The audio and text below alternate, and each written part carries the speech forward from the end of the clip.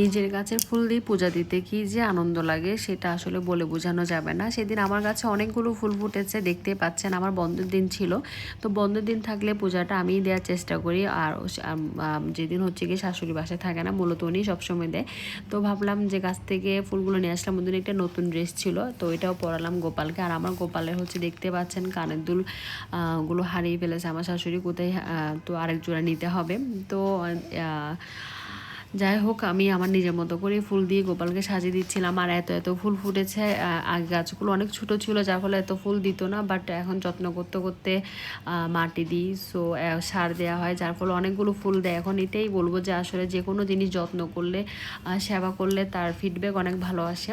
তো প্রথম দিয়ে গাছগুলো তো ফুল দিত না, কিন্তু এখন যত্ন করতে করতে এখন দেখতে পাচ্ছেন এই যে কত সুন্দর লাগছে। এই সবগুলো ফুলে হচ্ছে আমার গাছের, আমি আর আমার হাজব্যান্ড যত্ন করি, খুবই ভালো লাগে।